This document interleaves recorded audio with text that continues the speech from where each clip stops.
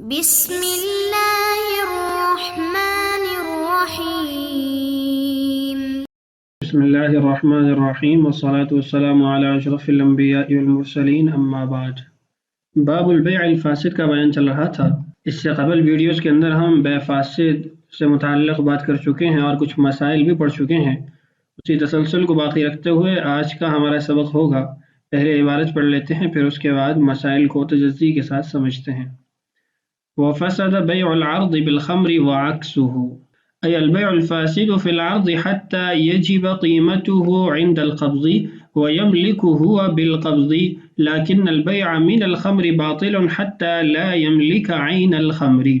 ولم يجز بيع سمك لم يصد أو صيد وألقي في حظيرة لا يؤخذ منها بلا حيلة، وصح إن أخذ منها بلا حيلة إلا إذا دخل بنفسه ولم يسد مدخله، حتى لو دخل بنفسه وسد مدخله يجوز بيعه، لأن سد المدخل فعل اختياري موجب للملك. واعلم أنه نظم كثيرا من المسائل في سلك واحد وقال لم يجز، لكن لم يبين أن البيع باطل أو فاسد، وأنا أبين ذلك إن شاء الله. ففي السمك الذي لم يصد ينبغي أن يكون البيع باطلا فيه إذا كان بالدراهم والدنانير، ويكون فاسدا إذا كان بالعرض، لأنه مال غير متقوم، لأن التقوم بالإحراز ولا إحراز فيه. وأما السمك الذي صيد وألقي في حظيرة لا يؤخذ منها بلا حيلة ينبغي أن يكون البيع فيه فاسدا، لأنه مال مملوك لكن في تسليمه عسر. ولا بيع طير في الهواء ينبغي أن يكون باطلا كبيع الصيد قبل أن يصطاد. وبيع الحمل والنتاج ينبغي أن يكون باطلا، لأن النتاج معدوم فلا يكون مالا، والحمل مشكوك الوجود فلا يكون مالا. واللبن في الضرع ذكروا فيه علتين، إحداهما أنه لا يعلم أنه لبن أو دم أو ريح، فعلى هذا يبطل البيع لأنه مشكوك الوجود فلا يكون مالا. والثانية أن اللبن يوجد شيئا فشيئا، فملك البائع يختلط بملك المشتري، والصوف على ظهر الغنم لأنه يقع التنازع في موضع القطع، وكل بيع يفضي إلى المنازعة فهو فاسد.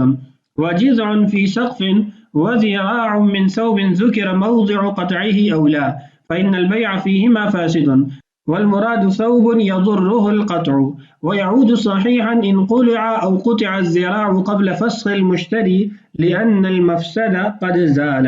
یہ ہے آج کے ہمارے سبق کی عبارت۔ اس باب کی ابتدا میں آپ کو بتایا تھا کہ مصنف رحمہ اللہ نے 25 عناوین کے تحت مسائل ذکر کیے ہیں، یعنی بیع فاسد اور بیع باطل کے 25 اسباب تقریباً ذکر کیے ہیں جن کے تحت انہوں نے مختلف امثلات ذکر کی ہیں۔ تو آج ہم سبب نمبر 4 سے آگے بڑھیں گے۔ چوتھا جو سبب ہے وہ یہ ہے کہ عوضین میں سے کوئی ایک چیز حرام ہو تو اس صورت کے اندر بیع فاسد ہو جائے گی یا پھر بیع باطل ہو جائے گی۔ عبارت دیکھیے، وفسد بیع العرض بالخمر، اور سامان کا بیچنا شراب کے بدلے میں، یعنی سامان یہ مبی بن جائے گا اور خمر جو ہے یہ سمن بن جائے گا تو بیع فاسد ہو جائے گی۔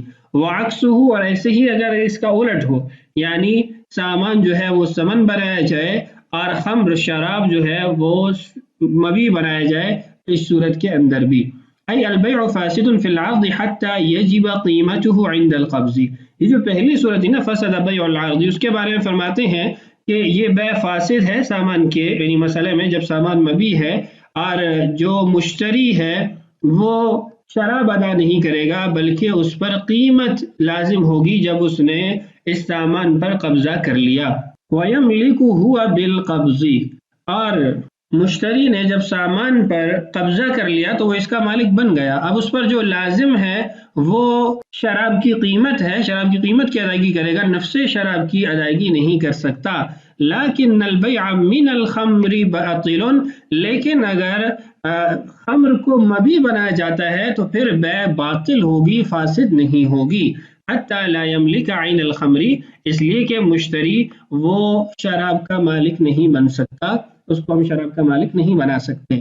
تو خلاصہ کیا ہوا، دو صورتیں ہیں یہاں پر۔ ایک صورت یہ ہے کہ مبی آپ نے سامان کو بنایا اور قیمت اس کی آپ نے شراب بنائی، تو اس صورت میں بیع فاسد ہے۔ اگر مشتری مبی پر قبضہ کر لیتا ہے تو اس کو بدل میں عوض میں شراب نہیں دینی بلکہ شراب کی قیمت دینی ہے، اس لیے کہ یہاں عقد کو درست کرنا ممکن ہے کہ ثمن ہم کسی اور چیز کو بھی بنا سکتے ہیں، اسی کی قیمت کو بنا سکتے ہیں، ہمارے پاس اس کا بدل موجود ہے۔ لیکن اگر اس کے الٹ ہو کہ مبی شراب کو بنایا گیا اور ثمن وہ سامان کو بنایا گیا، اب مبی تو تبدیل نہیں کر سکتے، تو اس لیے یہ بیع باطل ہوگی۔ اس بیع کا جو فساد ہے وہ اس کے صلب عقد میں داخل ہو چکا ہے، اب یہ درست نہیں ہو سکتی۔ یہ تھا پہلا مسئلہ۔ دوسرا مسئلہ آج کی اس ویڈیو کا اور سبب نمبر 5 وہ یہ ہے کہ انسان کسی چیز کا مالک نہ ہو تو اس کو نہیں بیچ سکتا۔ عبارت دیکھیے، وَلَمْ يَجُزْ بَيْعُ سَمَكٍ لَمْ يُصَدْ، ابھی تک مچھلی کا شکار کیا نہیں تو اس کو بیچ نہیں سکتا، کیوں؟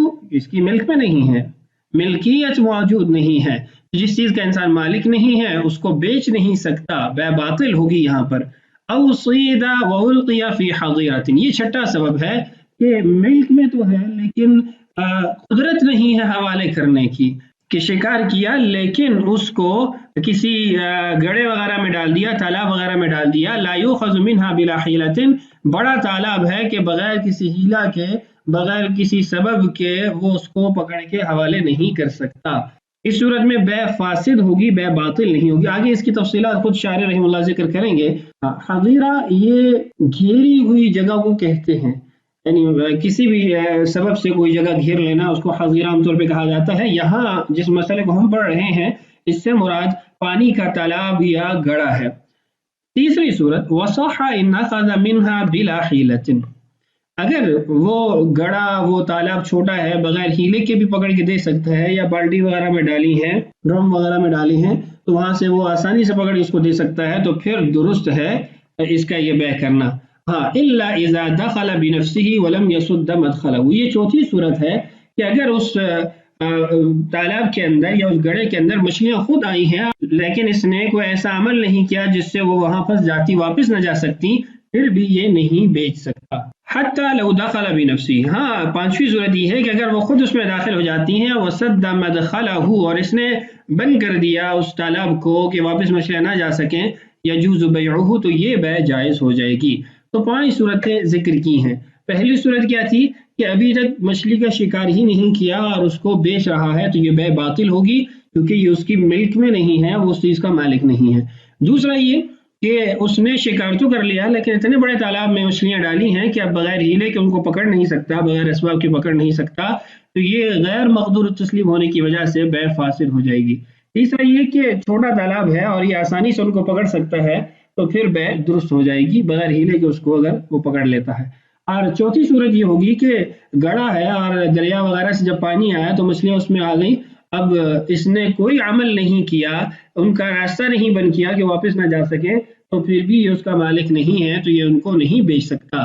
پانچویں صورت یہ ہے کہ جب وہ خود ہی گڑھے میں داخل ہوگی اور اس نے تالاب کو بند کر دیا اور تالاب چھوٹا ہے جس سے یہ بغیر کسی ہیلے کے پکڑ کے دے سکتا ہے، ان کے حوالے کر سکتا ہے، تو یہ بھی جائز ہے صورت۔ لأن سد المدخل فعل اختیاری موجب للملک، اس لیے کہ بند کر دینا اس گڑھے کو یہ اختیاری فعل ہے اور ملک کا ثابت کرنے والا یہ فعل ہے۔ آگے شارح رحمہ اللہ ان مسائل کو احکامات کے ساتھ خود ہی ذکر کرتے ہیں۔ عبارت دیکھیے، وَعْلَمْ، اور آپ کو یہ بات معلوم ہونی چاہیے، أَنَّهُ نَظَمَ كَثِيرًا مِنَ الْمَسَائِلِ فِي سِلْكٍ وَاحِدٍ، کہ ماتن رحمہ اللہ نے بہت سارے مسائل کو ایک ہی لڑی میں پرو دیا ہے۔ وقال، اور آخر میں حکماً کہہ دیا، لم یجوز، یہ جائز نہیں ہے، لیکن لم یبین، لیکن اس بات کو واضح نہیں کیا، ان البیع باطل و فاسد، کہ کس صورت کے اندر بیع باطل ہے اور کس صورت میں بیع فاسد ہے۔ وانا ابین ذلک انشاءاللہ، اور میں اس کو انشاءاللہ بیان کرتا ہوں۔ ففی السمک الذی لم یصد، پہلی صورت کہ جس صورت کے اندر مچھلی کا شکار نہیں کیا، ینبغی ان یکون البیع باطلا فیہ، اس میں بیع باطل ہوگی۔ کب؟ اذا کان بالدراہیم والدنانیر، جب عوض میں ثمن میں درہم اور دینار ہوں، چونکہ درہم اور دینار ثمن ہی طے ہوتے ہیں تو اس لیے ہم مچھلی کو تو ثمن بنا نہیں سکتے، تو یہاں مبی جو ہے وہ ملکیت میں نہیں ہے تو بیع باطل ہو جائے گی۔ وَيَكُونُ فَاسِدًا إِذَا كَانَ بِالْعَرْضِ، ہاں اگر اس مچھلی کے مقابل جو ثمن ادا کی جا رہی ہے وہ سامان ہے، تو پھر یہ بیع فاسد ہو جائے گی، اس لیے کہ ہم اس سامان کو مبیع بنا کر اس کی قیمت کی ادائیگی کا مطالبہ کر سکتے ہیں۔ لِأَنَّهُ مَالٌ غَيْرُ مُتَقَوَّمٍ، اس لیے کہ یہ جو مچھلی ہے یہ مال متقوم نہیں ہے۔ متقوم سے یہاں پر جو مراد ہے وہ تقوم عرفی ہے یا تقوم لغوی ہے، تقوم اصطلاحی یا شرعی نہیں ہے، اس لیے کہ تقوم شرعی تو وہ ہے کہ جس کو شریعت نے جائز قرار دیا ہو، مچھلی کو تو شریعت نے جائز قرار دیا ہے، تو اس لیے یہاں پر جو مراد ہے وہ تقوم عرفی ہے۔ بیع کے جو ہم نے مسائل شروع کیے تو اس کی ابتدا میں یہ بات میں نے آپ سے ذکر کی تھی کہ تقوم دو طرح کا ہوتا ہے، تقوم شرعی، تقوم عرفی، تو یہ تقوم عرفی ہی ہوگا، لأن التقوم بالاحراز ولا احراز فيه، اس لیے کہ تقوم عرفی کہتے ہیں چیز کا رسائی میں ہونا، اور یہاں پر چیز رسائی میں نہیں ہے بلکہ اس کی جو ملک ہے اس سے خارج ہے، یہ اس کا مملوک نہیں ہے، اس کی ملک میں نہیں ہے۔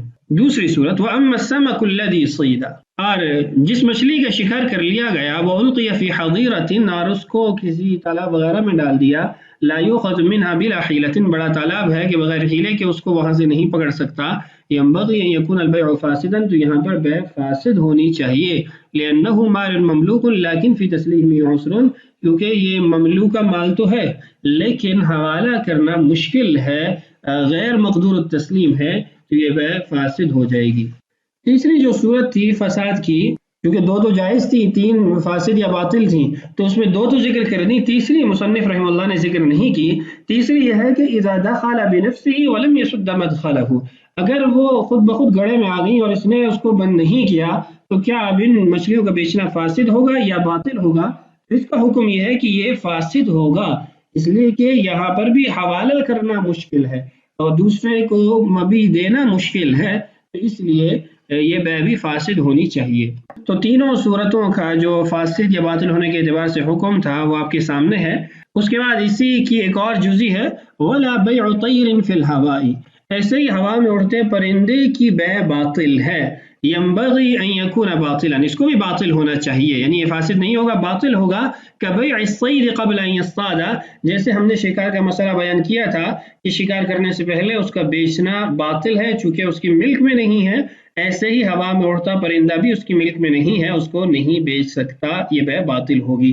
ہاں یہ بات یاد رہے کہ اس سے مراد غیر مانوس پرندہ ہے، یعنی وہ پرندے جو اس کی بلانے پر اس کے پاس نہیں آتے، اگر گھر میں پرندے پالے ہوئے ہیں، کبوتر وغیرہ ہیں اور بلانے سے آ جاتے ہیں اور اس کی اپنی ملک میں ہے، مقدور التسلیم ہے، تو پھر بیع درست ہے، جائز ہے، پھر بیع باطل نہیں ہوگی۔ یہ ہوگے 6 اسباب۔ ساتواں سبب ہے چیز کا وجود نہ ہونا، وبیع الحمل، حمل کی بیع درست نہیں ہے، والنتاج، اور حمل الحمل کی بیع جائز نہیں ہے، اس لیے کہ حمل وہ مشکوک الوجود ہے کہ یہ جو پیڑ پھولا ہوا ہے اس میں حمل ہے یا ہوا ہے یا اس کا پیڑ سوجا ہوا کیا ہے، کوئی علم نہیں ہے، اور ایسے ہی النتاج، حمل الحمل وہ تو ہے ہی معدوم، اس کا تو وجود ہی نہیں ہے کہ یہ جو اس کا بچہ پیدا ہوگا، اس کا آگے جو بچہ پیدا ہوگا میں آپ کو بیچتا ہوں، نہیں، ایسے ہی یہ جو حاملہ اونٹنی ہے میں اس کا بچہ کو بیچتا ہوں، یہ درست نہیں ہے۔